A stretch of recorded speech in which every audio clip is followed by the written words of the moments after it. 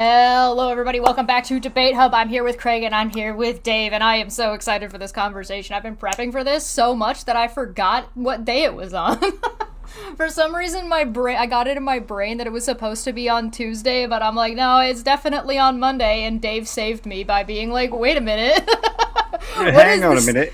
What is this? What is happening here? Hello, both of you. I hope you're both doing well. We'll start with Dave, see how he's doing, and then we'll talk to Craig for a minute. Dave, how are you doing? I'm doing great, as always. Life in Wales is slow, so, it's a good life. That's awesome. Craig, how are you?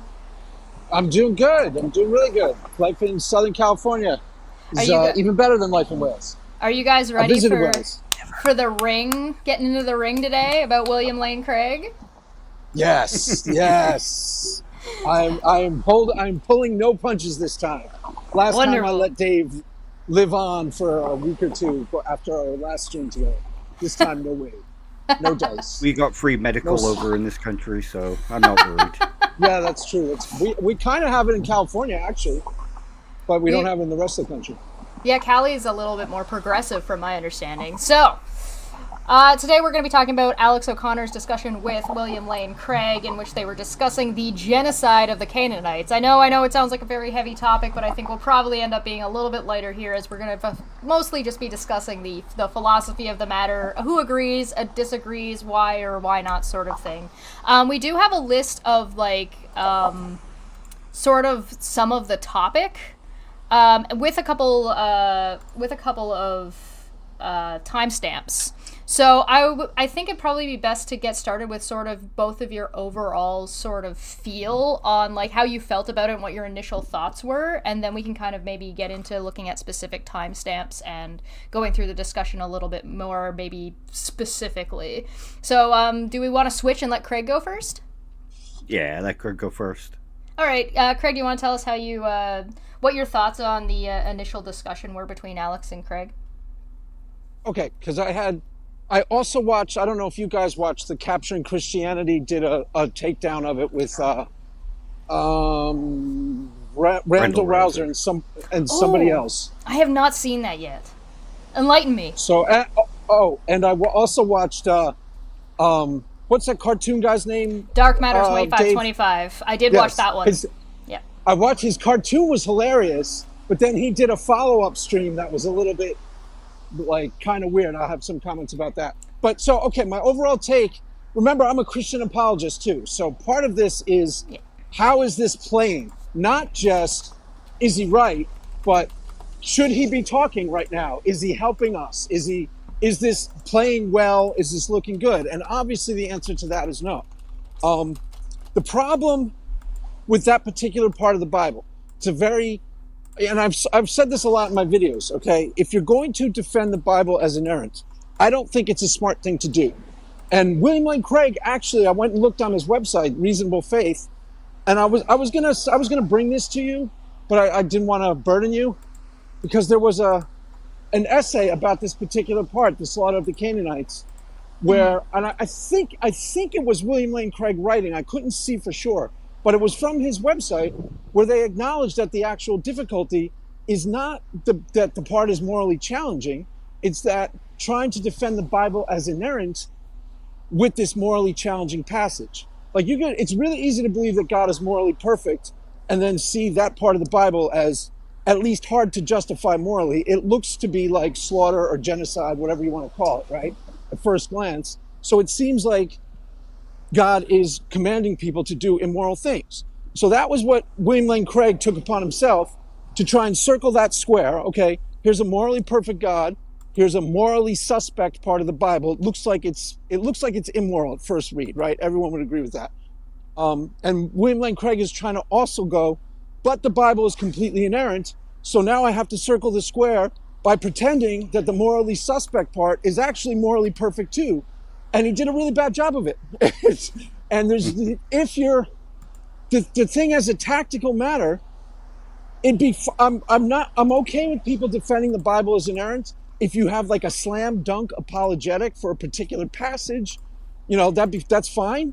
But he didn't. He had a really weird argument that, judging from the response of the atheist, was actually really counterproductive, because it made it look like he was it was, we'll get into this. I'm sure Dave will agree with at least the idea that his version of God's perfect morality was weird, because he kind of said, I believe in divine command theory, wherein God can command immoral things. This is what it seemed like he was saying. God can command immoral things, totally immoral. I agree. Nope. Oop. Nope. I feel bad. We're good. What? Sorry, you just cut out for a second. You're good to go. That was the best part of that was the best part. Oh my God. Gets to the punchline. So it's, and I think you guys would agree that it wasn't a very successful apologetic, because he doesn't circle the square. He kind of did a weird, like, let me try and defend God as morally perfect. Let me try and acknowledge that this part is at least morally challenging at first read. Then he tried to, fudge it a little. Well, they weren't really killing everybody. They were just commanding them out of the land. That stuff never works. Because as I said... Wishy-washy. Right. Yeah. Well, the problem for the apologist is this, and this is why I always advise against trying to defend the Bible as inerrant unless you've got a walking away slam dunk apologetic, is that there's only two ways it's going to go down. It either looks like you're not clearly acknowledging what the text says, or you're minimizing atrocities. One or the other. You're either being too casual about the cruelty and the violence, like, oh, it's no big deal. The kids just go to heaven. No big thing. I feel bad for the soldiers who had to kill the kids. And you're like, dude, that's not a good answer. Yeah. I feel really bad for those soldiers when they had to, if anybody was wronged, it was the soldiers doing the killing. Like, dude, that just doesn't sound good. Even if you shouldn't, there's nothing forcing him to do an apologetic here. So if you didn't have a really good slam dunk argument, you just don't do it. That's one of the things, because it doesn't help. Like, all the atheists cackled, well, look, we won around. Look how immoral William Lane Craig is. And then they went too far. So I'll focus a little on dark matter. His part was pretty hilarious point, and it was pretty. Craig, you gotta wait a second. You're cutting in and out a little bit, so it's just gonna give yourself a second for your internet to reset. I feel like it might be that, I think you're walking right now, right? I think that your phone might be trying to grab onto Wi-Fi signals as you're walking by, and so it's like it's getting confused. All right, okay. This is actually the trouble part. The struggle is real. Okay, do you want to maybe how about we let Dave go talk about Craig, then we can talk about Dark Matter 2525, and maybe you'll be a little bit closer to your spot. Does that sound good? Yeah. I'm taking that as a yes. I'll go with yes, yeah. How you doing? What are your thoughts? I'm doing good. So I kind of agree with Craig here. It's, when you hear Craig speak the apologetics, it comes across as just sort of like, just not really caring about what the text is saying. He's diminishing what the actual claim is in the Bible, which is the slaughtering of a whole entire people. And it comes across as a bit crazy. And it comes across as, like Alex O'Connor said, can't he see the intuition that this is kind of morally repugnant? And he says, yes, I can see it, but I have this argument that lets me square the circle, as Craig put it. I just say that they all went to heaven. And you can sort of start from the grounds of God is morally perfect. Any command that God gives is going to be morally perfect. But you sort of open up a whole can of worms with that one. Like Stephen Law's Pandora's Box argument. If God can command anything and that makes it good, well, what can't God command? He could command that everybody goes out and slaughters the firstborn of every family across America, and, well, you'll just have to accept that's good. Well, it wouldn't be the first time you did something like that. No, true. Kind of why the example popped in my head. But again, it opens up a whole bunch of can of worms, and Alex O'Connor kind of got to that one when he was talking about the abortion, saying, well, Yeah. all these kids that are aborted are just going to be going to heaven. So it's not the killing of the child. I think Alex brought it up as well. There's nothing intrinsically wrong with killing a kid. It's only the command that makes it so. So I don't know. For me, it's just, it shows me that apologetics is more about holding on to a belief the kind of apologetics that Craig is doing is more about holding on to a particular belief than actually getting at what the text is saying. Do you think it's trying to convince other people and not really trying to find maybe what is accurate or true? I think it's mostly about convincing themselves. So yeah, it's less about convincing. Case. Okay, it's less about convincing people who don't believe and more about keeping the people who already do satisfied. Yeah, and stopping them from going over to that, well, maybe there's something a bit wrong here. Sure. I much prefer Craig's approach, where it's like, well, the Bible's just not inerrant. Yeah, and I think that was something that did get brought up in the discussion with between Alex and William Lane Craig, right? I think he brought up something that Richard Dawkins had said to him, that he was like, William Lane Craig, instead of like any other decent Christian apologist, would say, oh, well, that just didn't happen, or it didn't happen that way, or it's just not quite accurate. He's just doubling down on the most negative part. Right. Yeah. It's really, can you hear me? Yes, you're good.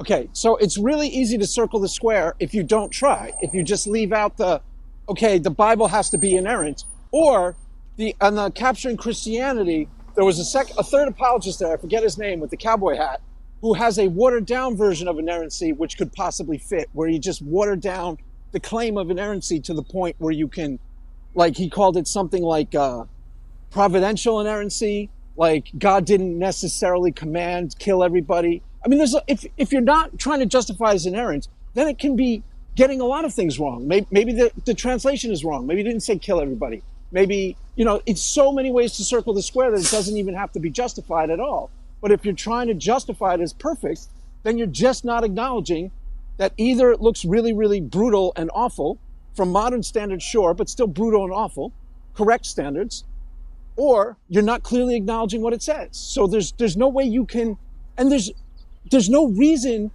to grab onto this section of the Bible and try to defend it. That's the part that I'm always like, why are you doing this? You don't have a good argument here. Like, just let it be. Just, you can think the Bible's inerrant and just be, well, I don't understand this part of the Bible. And then that's your goal. You just try to understand it and you never try to defend it because you don't have a good answer. Right?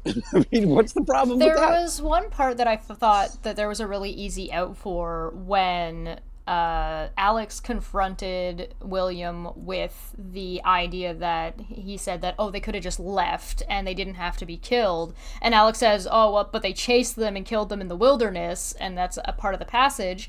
And I listened to William's response, and I was just like, but why didn't he just say the Israelites shouldn't have done that? Right. Because it's not like the Israelites are ever depicted as people who never got God's commands wrong. Right. You don't have to bite the whole apple and die on the hillside. There's no reason to do that unless you have a slam dunk justification going into it. Some of the justifications where they try to paint the Bible as an error are good enough to defend publicly. This one isn't. He was kind of trying to argue his cake and eat it too. God is morally perfect, but I believe in divine command theory, which means God isn't subject to his own commands. He literally said that. So it's morally atrocious unless God commands it. You're like, dude, that doesn't really make sense.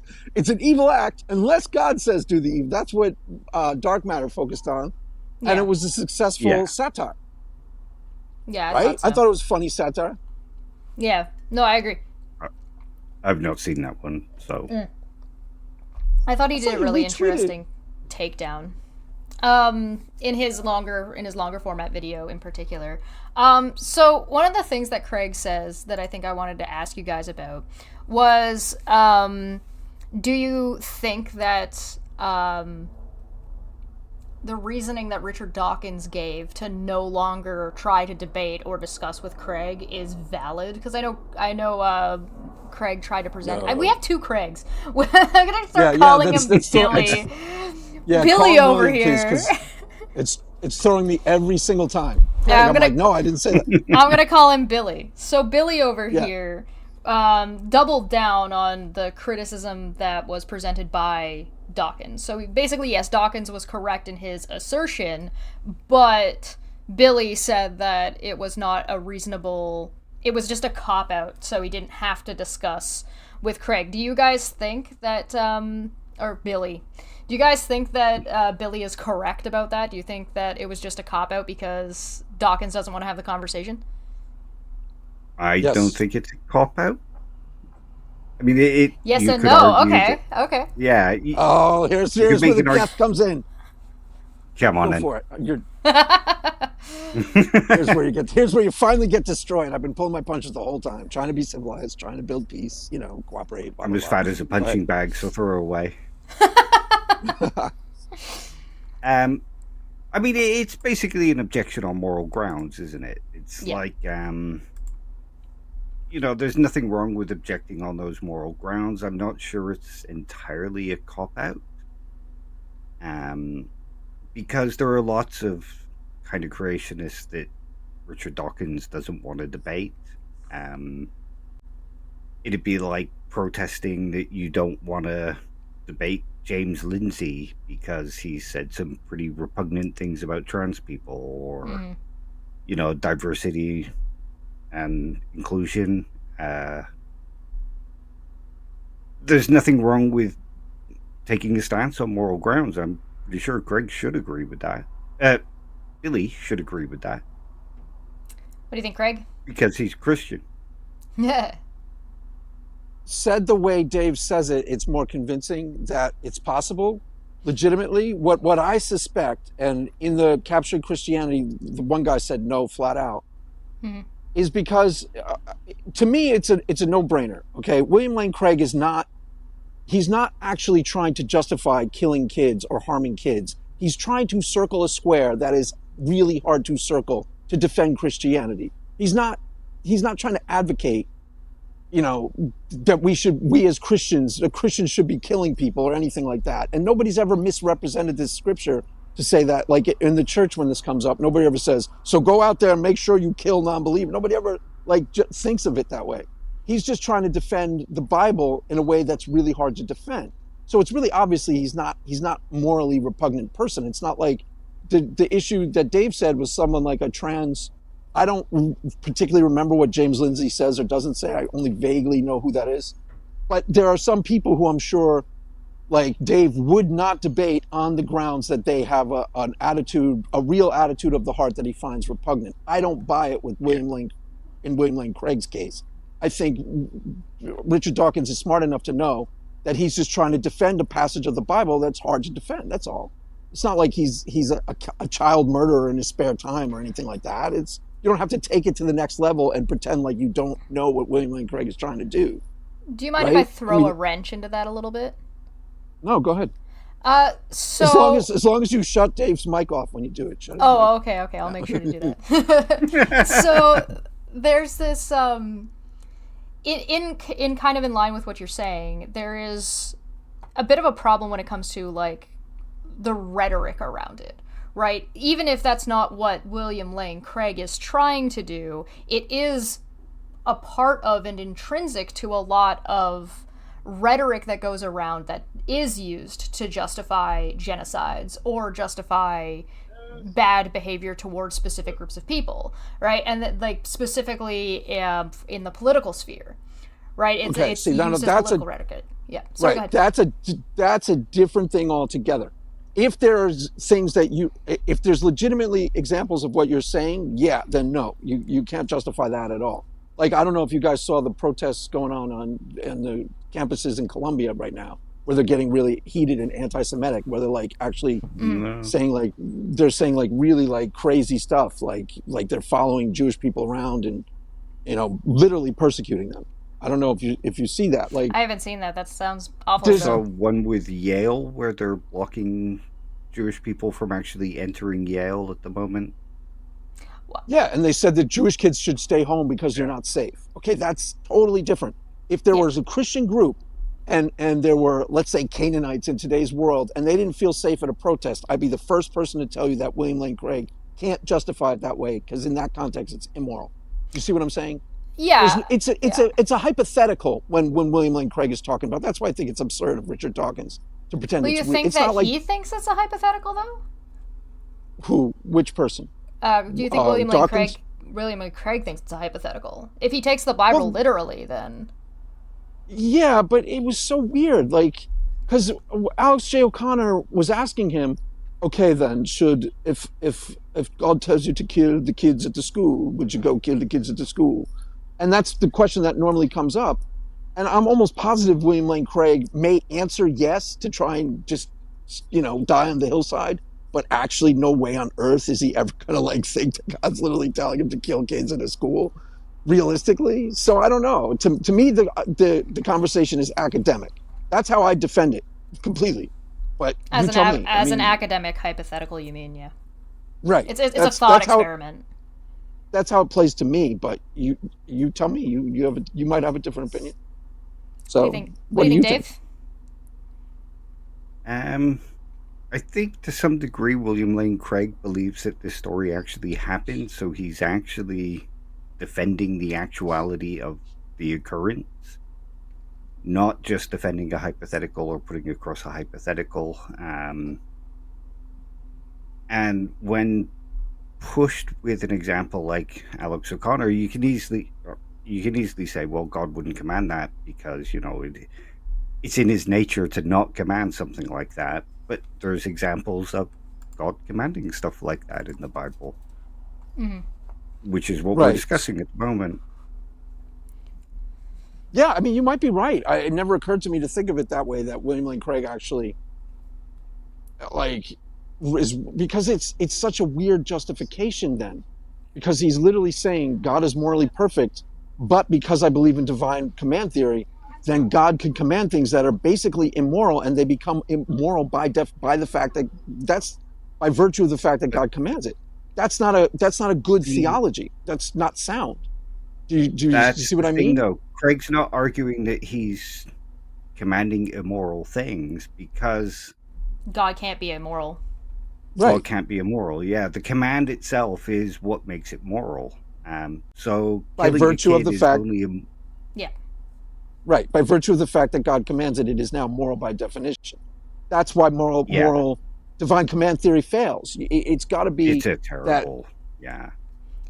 It doesn't work. It's got to emanate from God's total goodness, which, according to some scriptures, is understandable even by non-believers as the type of goodness that everybody accepts as just and good, not the type of goodness that a couple of you are going to be able to go, oh, wait a minute, killing kids is obviously evil. Craig, what's your deal? You know what I mean? This is obviously bad. What's your problem, bro? Right.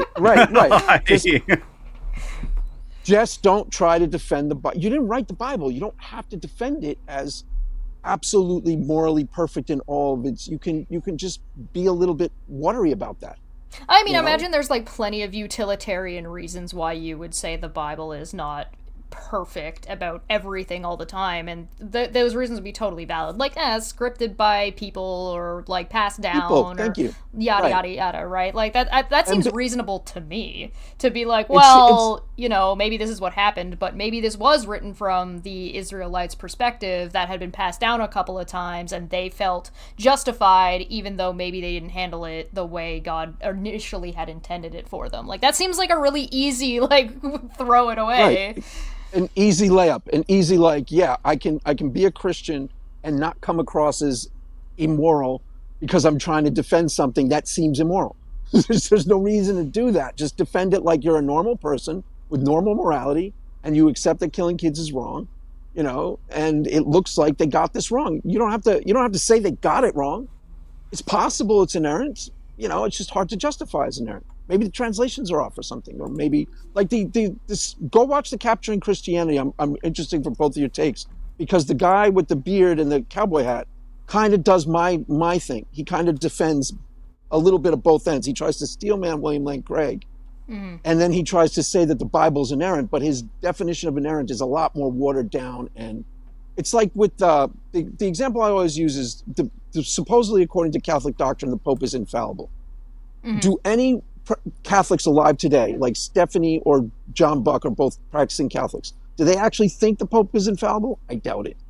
Will they defend it as such? Maybe. That's when they'll start getting into trouble and look like they're tap dancing and look like they're being full of garbage. But I don't think anybody, as a practical matter, really believes it. And then you can water down the concept of infallible so that it becomes essentially meaningless. Like, he's infallible when he speaks of an official church doctrine, written in the catechism that's been, you know what I mean? You can water down the concept. Yeah. I think. Do you guys believe that, like, why do you think, because I know that biblical inerrancy is very important to a lot of Christian theology, or at least to a lot of Christians in Christian theology. But that seems to be more of a newer, like Bible being literally accurate and 100% inerrant, or is there a middle ground that people tend to take more, and why do you think this is? It's a great question. Dave, you can start if you want. Yeah. I don't know all that much about the Bible, unfortunately, so I'll leave that one to you.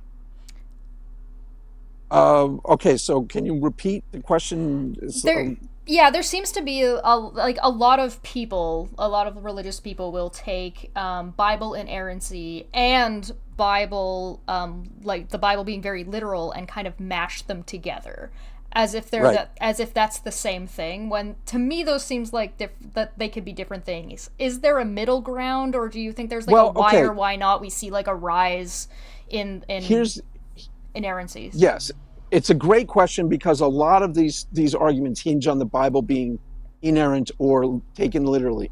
And like a lot of atheists, like Dr. Josh, for example, talks about how he became an atheist is that he was being taught if one sentence of this is wrong, then the whole thing fails, which they literally, the literalists literally will teach the people that.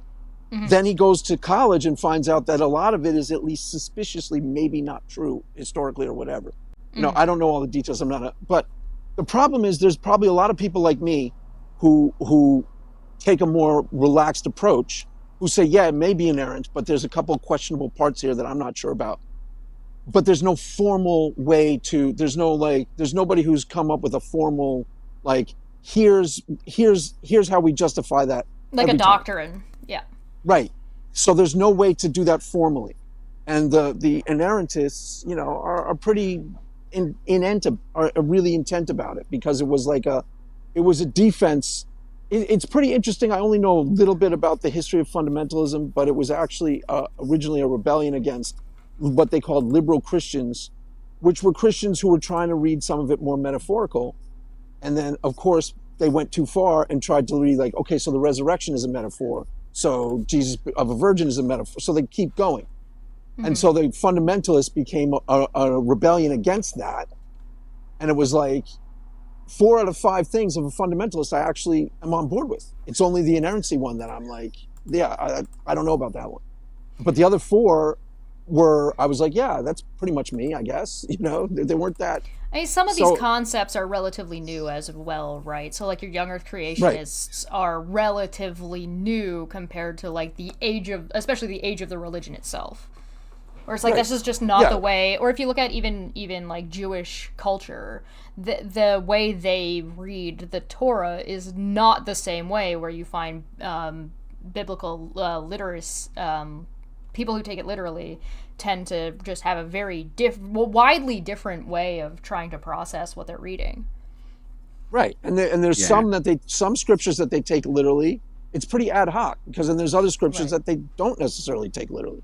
So, do you think? Go ahead, Dave. Sorry. I was just going to say, if you go back a couple of thousand years, you see Jewish people reading it in a very metaphorical sense, and is her name Vishanti? Vishanti, yeah. Vishanti? Yeah. She talks about how the Bible is more of a dialogue than something to be taken literally. It's something to learn from.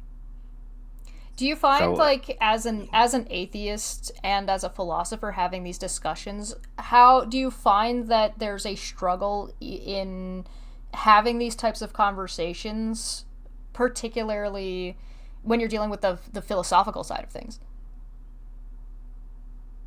you mean about like what biblical Whether you're taking it literally, literal- whether it's a conversation, whether it's inerrant. Because it's not a conversation I personally see as often. It's not something I really have that often. I mean, most Christians I speak to are people like Craig, so it's not something that really comes up. No. You guys are I cheating. dislike. Well, I dislike speaking to a lot of atheists, and I dislike speaking to a lot of Christians or Muslims, just because they have that attitude, and the conversation doesn't really go anywhere. Whereas with Craig, we can just have a chat, mostly about Korean TV and film.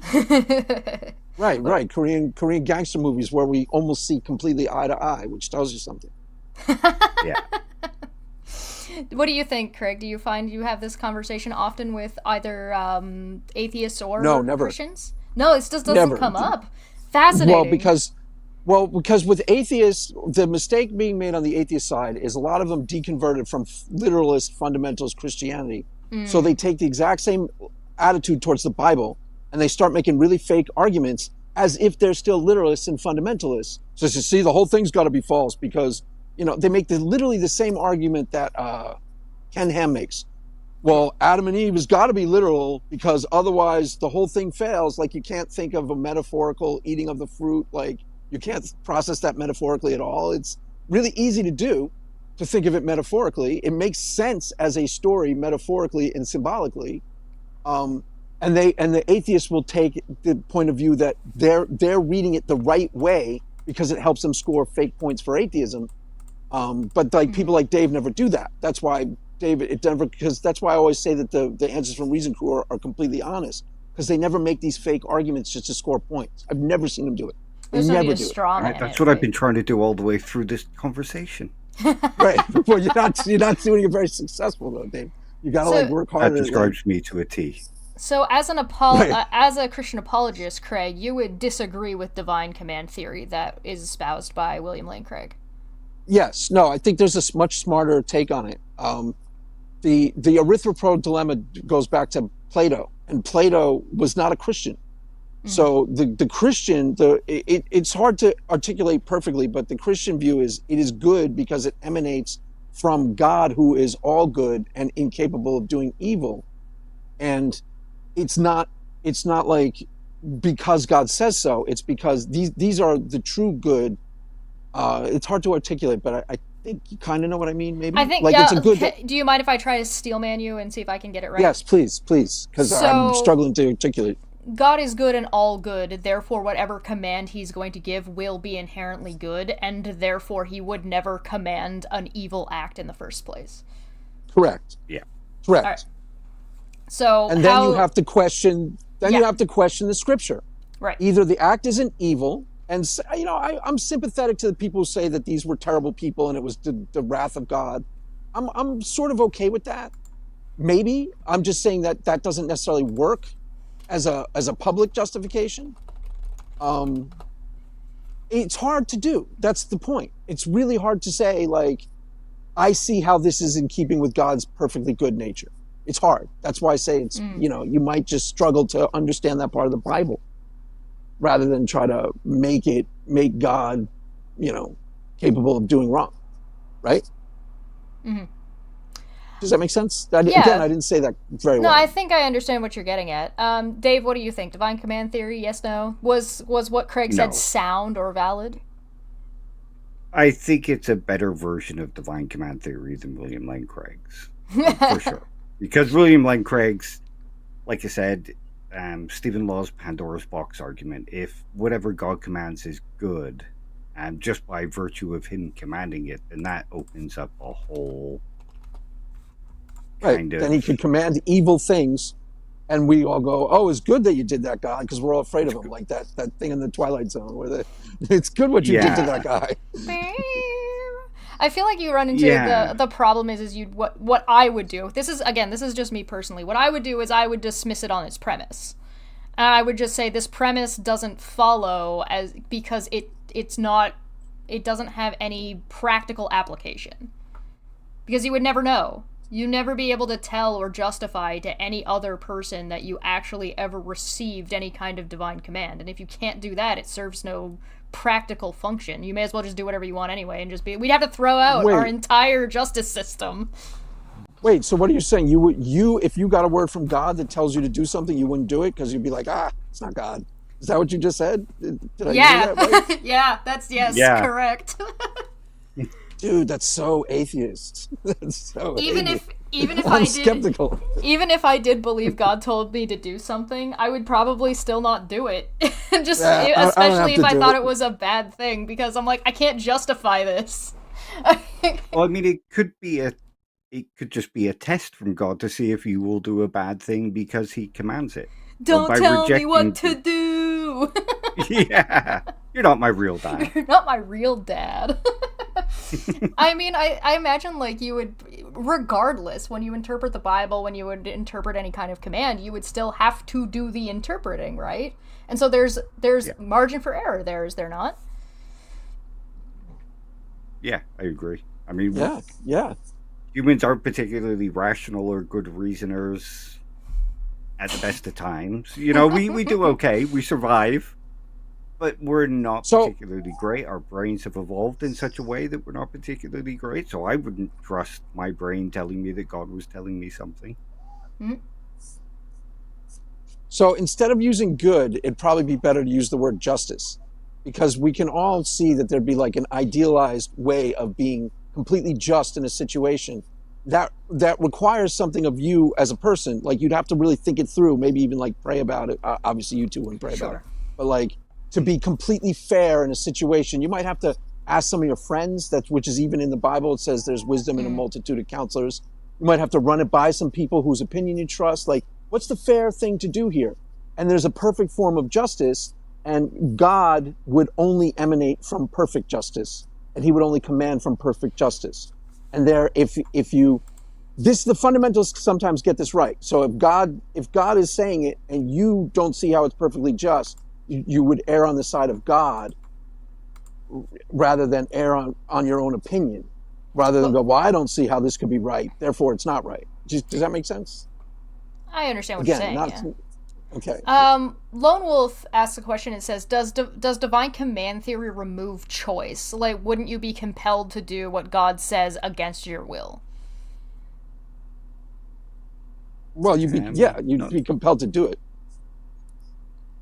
I'm not sure you would, because, like I said, you could just assume that you're just being a little bit crazy at the moment. It is certainly interference, right? I think we would agree with that it would be God potentially interfering with free will by giving it specifically a command to something, and it's something that you wouldn't choose to do otherwise. Yeah. Yeah. Sorry, I'm interrupting too much.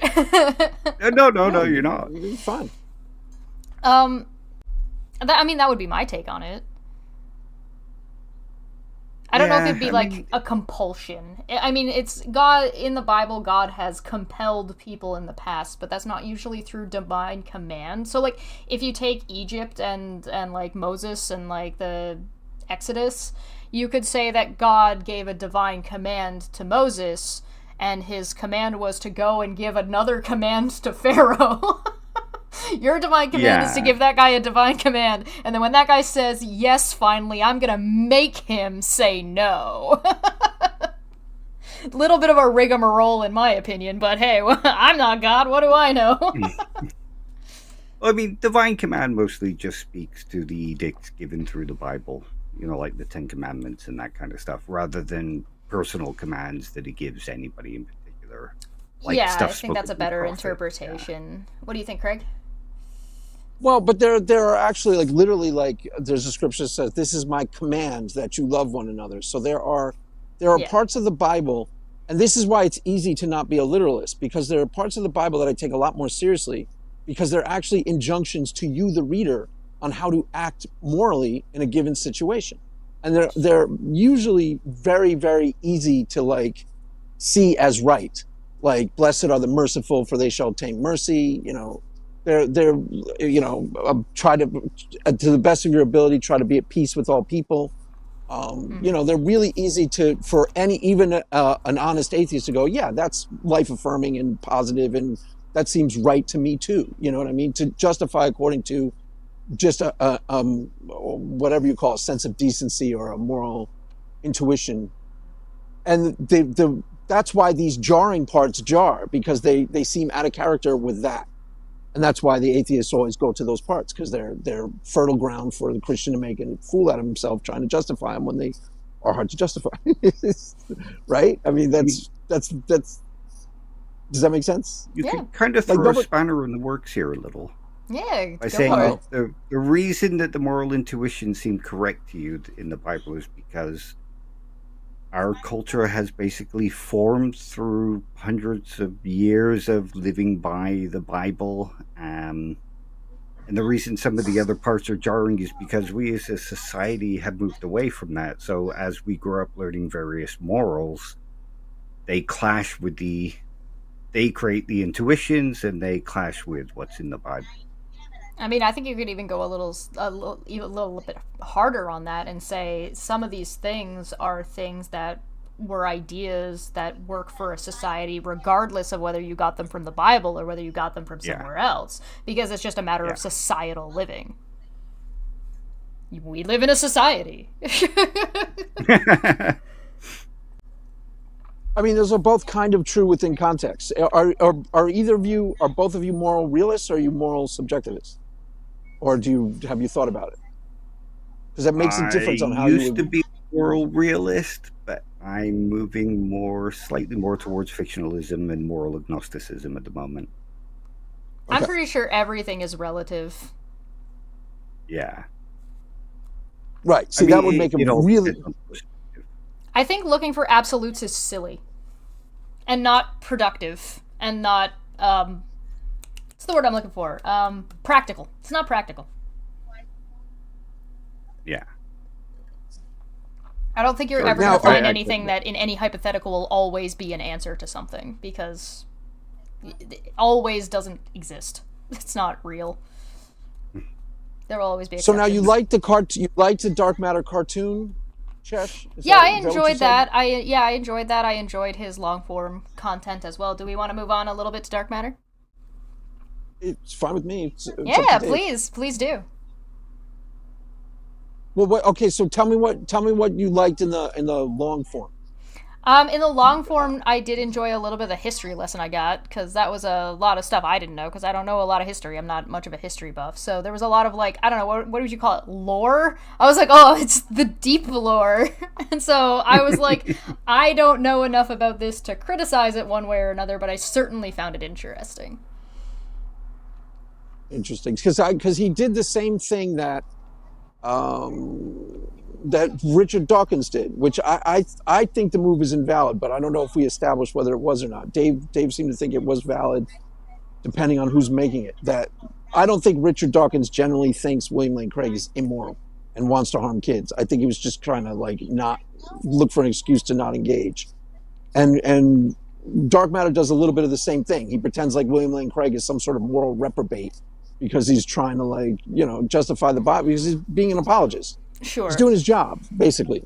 So, I think I can wrap that up real quick, and then Dave, you correct me if I'm wrong here.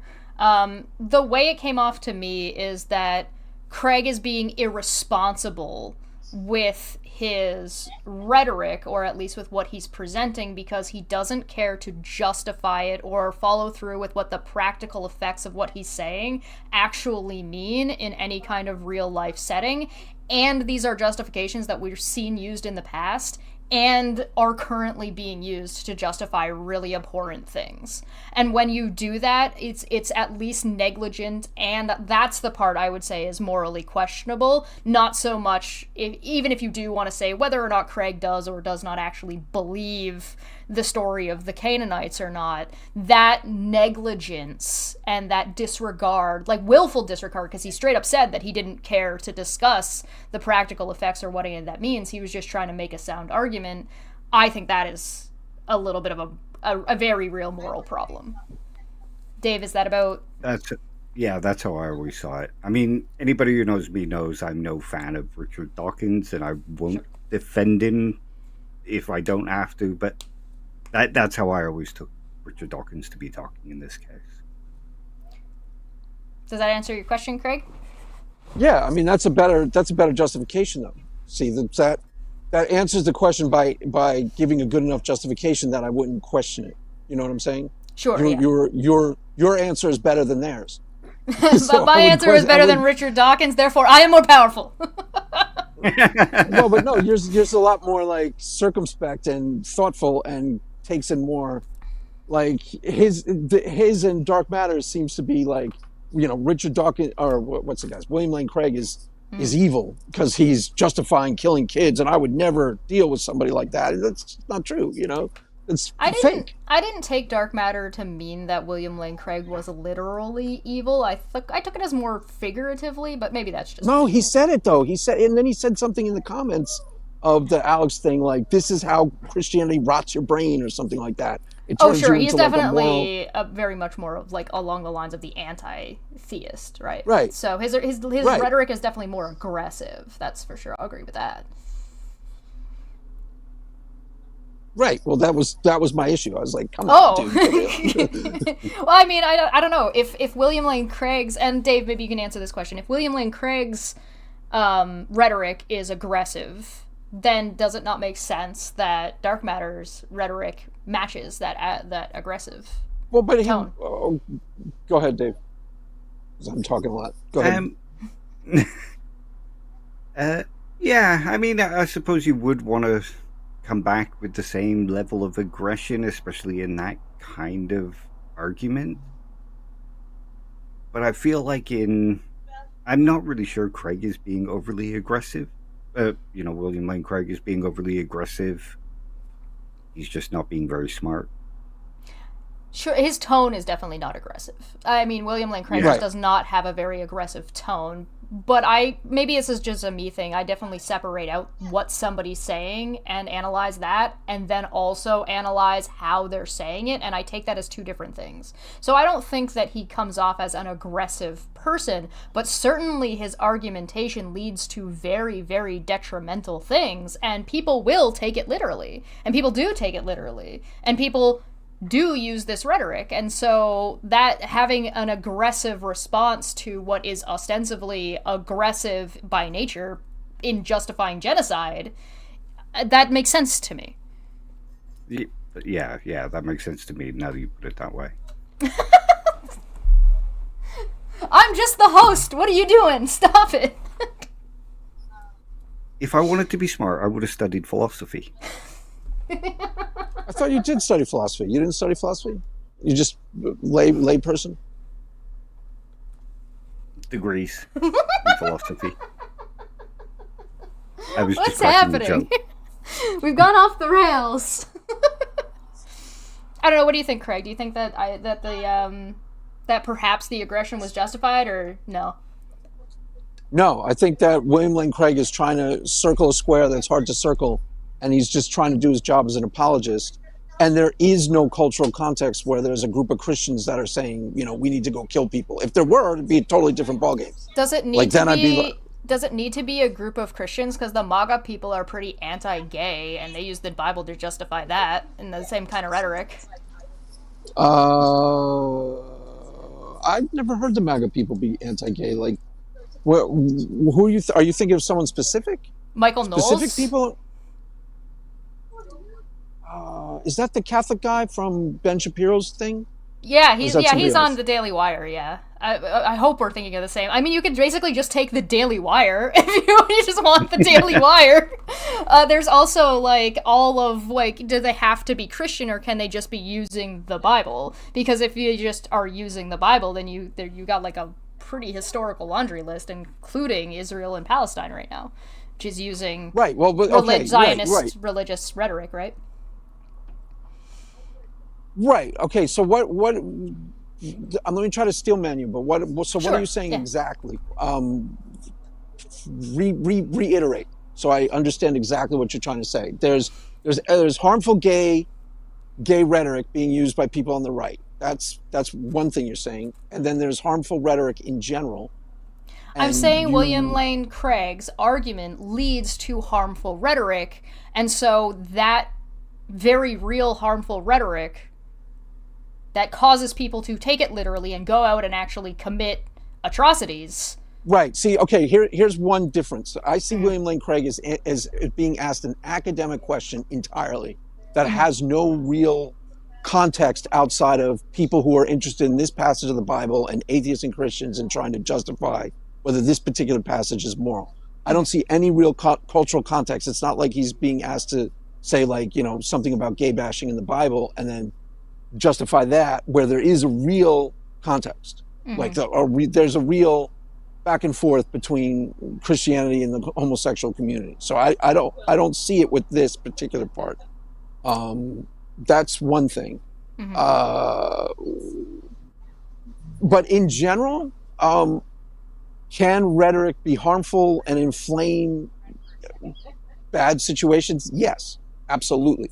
And you should be mindful not to do that when you're, especially if you're a well-known apologist, you should try not to do that altogether. But as a rule, I think William Lane Craig kind of avoids that stuff. He's outside of this particular thing, he's not all that controversial. Like, he doesn't mouth off about the homosexual community or anything like that. I've never heard him, at least, right?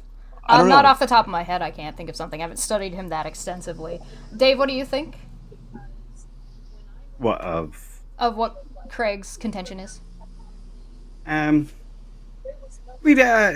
kind of agree with Craig. It's William Lane Craig is just doing his job as an apologist, and he's making his arguments to try to square the circle, as Craig says. Right. He's just not paying attention to, like he even admits it, he doesn't pay attention to the practical applications of it. So I think that it's balancing a very fine line. Yeah, see, my point would be that his negligence to address the very real things justify the aggressive nature of Dark Matter's response. Because Dark Matter is talking about the practical, not entirely he's addressing both, right? He's addressing the academic, but he is also taking it as a very real, people use this to justify very bad things. And that's not okay, and that's not acceptable. Do you think, Craig, there is a way for William Lane Craig to frame or do his job in a way where that doesn't happen? Because I don't think that's possible with what he's presented. It's hard in this particular part of the Old Testament is hard because there's a square and a circle. God is morally perfect, and just a casual reading of the text seems like this is morally questionable. So it's hard here. That's why I said unless you have a really good argument, you should avoid. Yeah, as an apologist, there's nothing, there's no like book of stuff you have to handle as an apologist. He decided to go after this particular part, and he doesn't have a good argument, so he should have just stayed out of it, Like, that's what I would do. I just like if there's controversial topics being talked about and I don't have anything intelligent to say, guess what? I don't say anything. I just stay out of it. So your answer is Craig should just not have bothered to even attempt to make this argument because it not only does it not work, it's not good grounds to stand on, but also the practical applications are bad. Well, okay, yeah, no, that was my point from the beginning. I don't know if I made that clear enough because I was walking. No, I'm just making sure that I solidified what you're saying. No, if you're an apologist, okay, and you want to defend, I don't think we should be defending the Bible as inerrant. It's a guaranteed winner for the atheist because there's only two ways it goes. Either it looks like you're trying to justify atrocities or not clearly acknowledge what the text says. That's the only two ways it usually goes down. So the atheist will get you. And then if you come up with some sort of slam dunk justification for this morally questionable part, they'll just move to the next part. And you'll look like a fool. You'll look like you're tap dancing, and the atheist will win the debate and make all Christians look bad they'll score fake point. That's exactly what happened. William Lane Craig looked bad, looked like he was trying to justify atrocities, correct? Like he was trying to say, I feel bad for the kids I feel bad for the soldiers who have to kill the kids because that's so hard on them. And you're like, what, dude? That's a terrible argument. Why are you making a terrible argument? Stop. This isn't going to help us this is going to give more fodder for the anti-theists and the cackling atheists. I hear them cackling as you're speaking. Shut up. That's what I was thinking. Dude, why are you doing this? You don't have a good argument. Stand down. Thanks for your help. We love your service. Go back to the Kalam argument. Kalam cosmology. Got this, Grandpa. Yeah. He's falling off his rocker. It'll call life alert.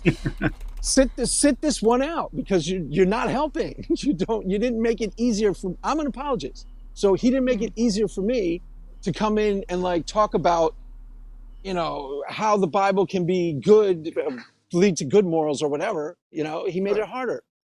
So there's no reason for him to do that. Mm-hmm. Right? As an apologist, it was a tactical mistake. It was tactically dumb. We should be smart when we take on stuff. We should have, if we don't have good arguments for a particular passage or a particular area, then there's nothing forcing you to take that up. Stay out of it. You didn't help. I had a thought while I was watching this, when he brought up that whole, his article about, it was the soldiers were the ones that are suffering, and the babies are just going to go to heaven, so who is God harming, right?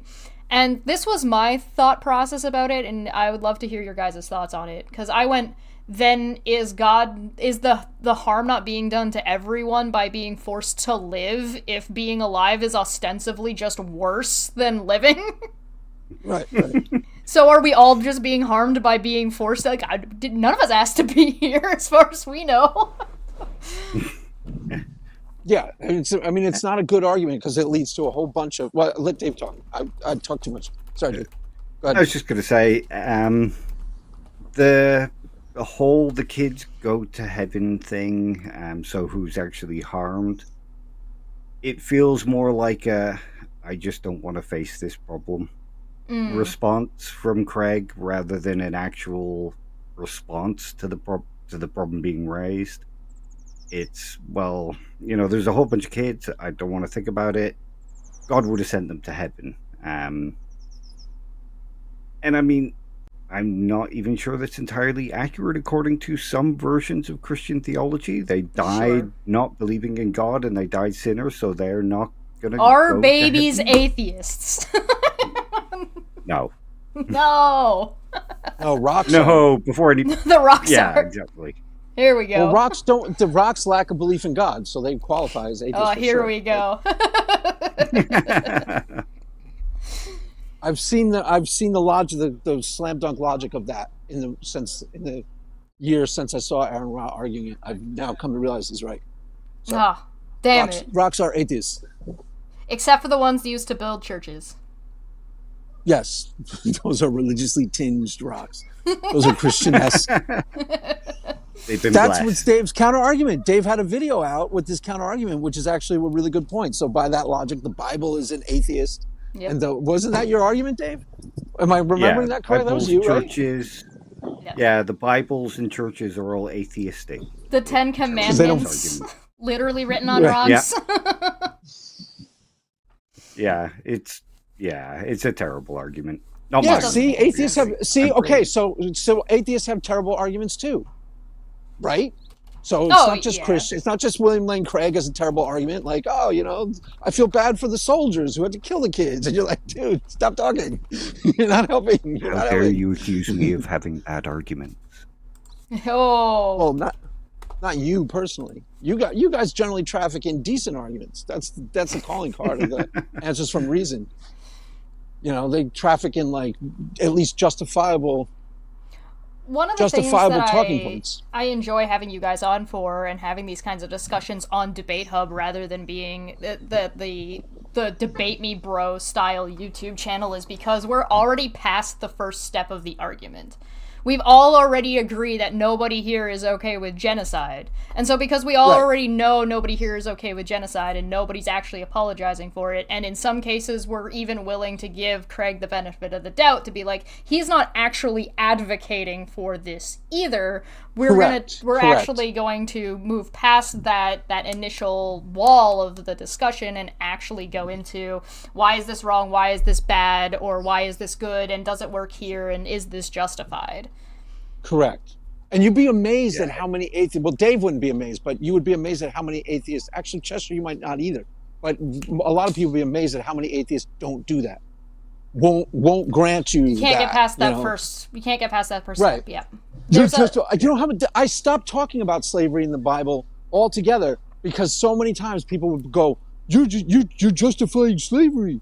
You believe slavery, you know, and I was like, dude, that's how I'm doing it all. Shut up. There are times, right? There's so many times where it's like there's too many people who are not steeped enough in the topic to be able to move past that first step of the argument everywhere, in every field, no matter what you're talking about. There are atheists that are trying to have these conversations that don't even understand they're talking about philosophy. Yeah. Correct. And there are also Christians out there who don't understand that when they're talking about biology or when they're talking about cosmology, right? There are these topics, they're complicated topics, and they're difficult topics. Like, moral theory is an incredibly difficult and uncomfortable topic for most people. And that makes sense. It's supposed to make you uncomfortable. Yeah. You don't want to talk about hypotheticals where murdering babies is okay. Well, the part where the Christians usually... Go ahead, Dave. I was just going to say moral theory is like huge as well. Most people think it boils down to either are they subjective or objective, and that's the whole discussion. But it's like such a huge topic. Yeah, totally. Well, the part where most Christians, or a lot of Christians, fail on these grounds is they won't grant atheists the basic normal moral presuppositions in these cases. They'll start like with the idea that the atheist is an immoral baby-eating scalawag, you know, and that's where they'll take the topic from.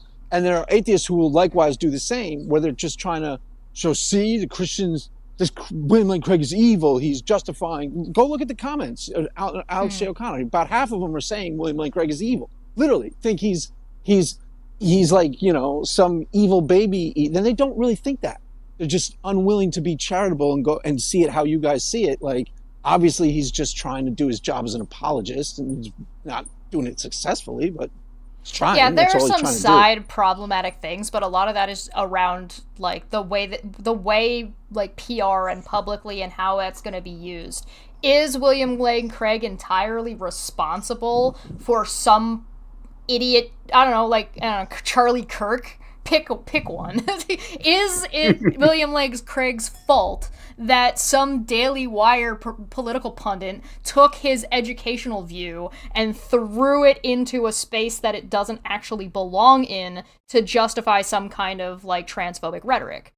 I don't think that's entirely William Lane Craig's fault, but I do think the one thing that he said that I'm saying, nope, you're being irresponsible, was when he refused to address the actual, when Alex specifically asked him about the practical effects of what that would mean if you were to follow through on it, and he said, I don't deal in that. And I'm like, no, that's not, you can't say that. You don't get to do that. That's not good. Big no-no in my books, at least. What do you guys think? Was that a... Yeah, I didn't catch that, but that's... Go ahead. Sorry, Craig. No problem. Oh, you're done? I mean, you go ahead and finish what you're saying. I didn't actually catch here. But there's a lag. Craig, you go first, then Dave go.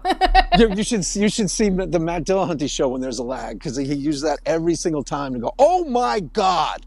Like pretend like you're interrupting him. Oh, I can't. I can't. He knows there's a lag. He knows there's a lag, and he'll tell you there's a lag, and then every time you start talking over him because there's a lag, he'll go, oh my God, are you going to let me finish? And he pretends like it's not there this time. Does he also do that thing where if there's a pause, he's like, I'm waiting? Like, he makes this face where he's like, you're stupid and you're not answering right away when it's actually just a lag. I've never noticed that, but I don't keep an eye out and let me know. Report back to me. You have homework. Why, who does that? Somebody did that to you? Oh, no, I've just assign homework? It. Yeah, I do. You get to assign homework? I didn't know that. I do. Gosh. All right. All right. All right. What are your thoughts? Do you think that you said you didn't catch that Craig said that? I didn't catch that particular passage, but no, in general, if you're there as an apologist, you see the problem is political. William Lane Craig did not recognize that he's there to defend the faith. So some of that is going to be, you have to make it politically it's got to play well. You can't just say whatever you want and have it sound really bad. The timing is pretty bad. Yeah, the timing's pretty bad with what's going on in Israel-Palestine right now, I'm not going to lie. Oh, yeah, for sure. For sure. Optics. Wow. I didn't even, right. Yeah, just, it's fine. Genocide's fine as long as God commands it. And both sides think literally both sides think God is commanding it in this particular, like the Hamas literally thinks God was commanding them to do that. I guess, I think. It's a big old yikes either way.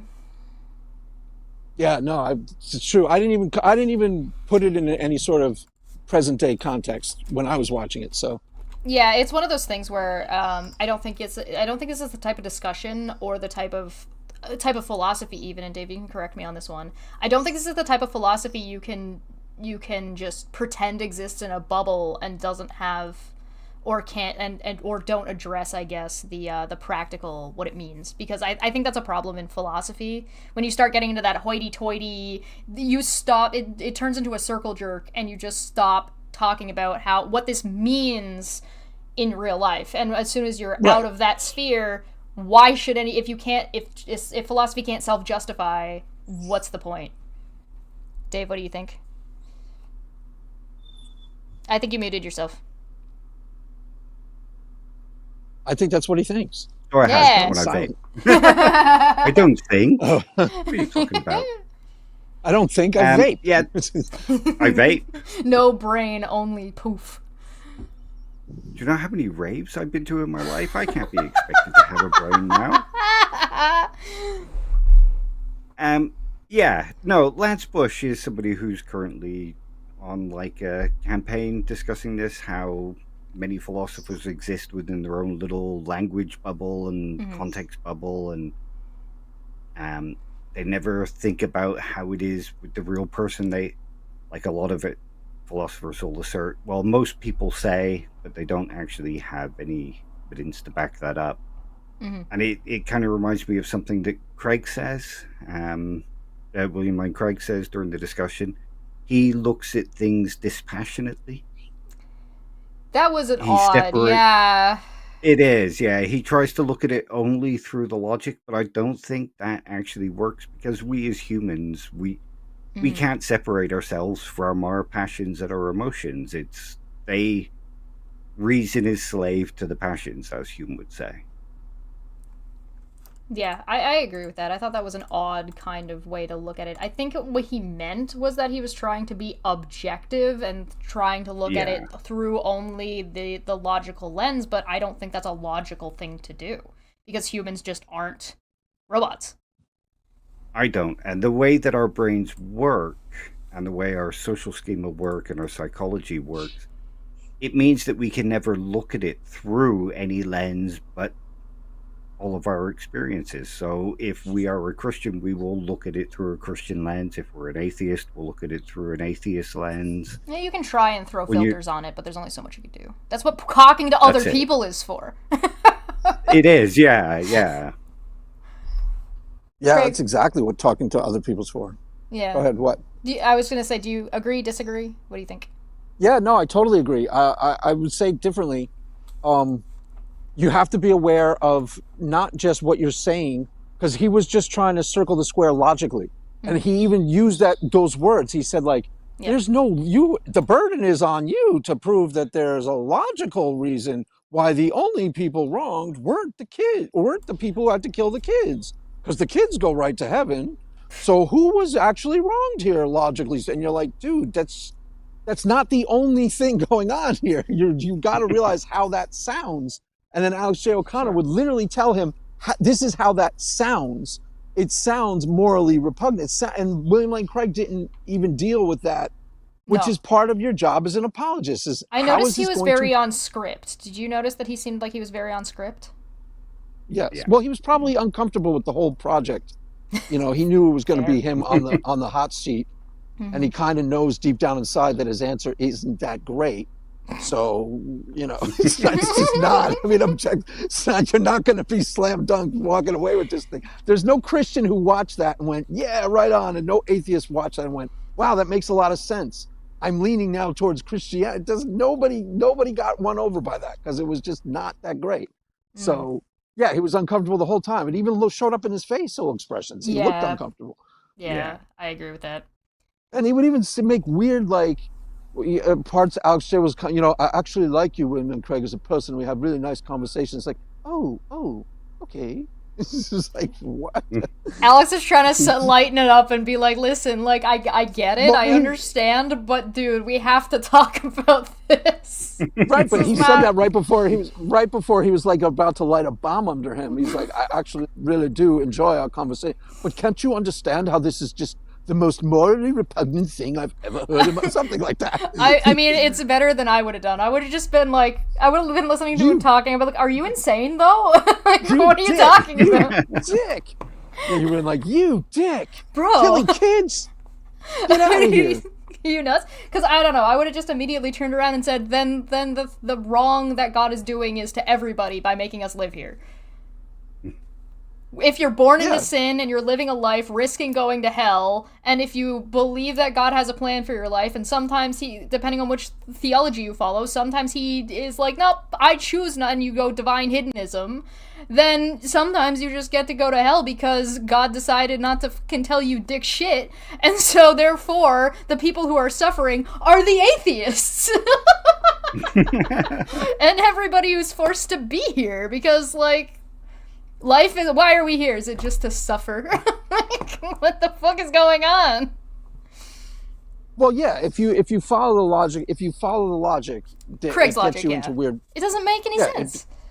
It's like following the logic of hard Calvinism. It does the same thing. That's why it makes sense on its own terms. But then when you follow the logic, it makes you come to logical absurdities. Like, therefore, God picked these people to be doomed, and they have no hope of anything. And like, literally, that's what Sai Ten Bruggen literally said on Stephanie's channel. Like, there are two groups of people at the bottom of the ocean.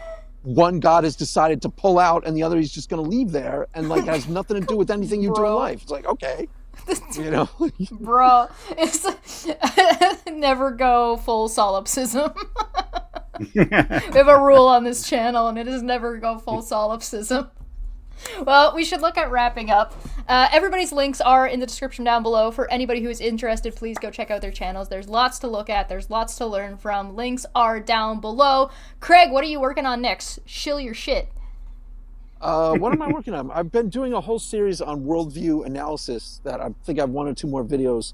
And then I have these videos already made, but I don't know which I'm posting when. Then there's a video that Tyler Vila and Shannon did a stream on the hiddenness of God. And I might post that I did an analysis of their stream, so I might post that too. Yeah, absolutely. Those two are. Links are down below. Dave, what do you got going on? I'm currently doing 1 live stream a week, and I've just started recording a series with Rev and Fidel, who's in the chat. Yes. And we're discussing the book 7 Types of Atheism, which is downstairs, unfortunately. Have either of you looked at, out of curiosity, this is the last question before we get on out of here, and because I just want to make you both mad, have either of you read Jordan Peterson's 12 Steps for Life? No. Good. Wonderful. I'm happy to hear that. Thank you so much for joining us, everybody. This has been Debate Up. This has been a hell of a lot of fun, and we'll see you next time. Say goodbye, everybody. Bye. And thanks for having us, Chesh. Anytime. Yeah, thanks, Chesh.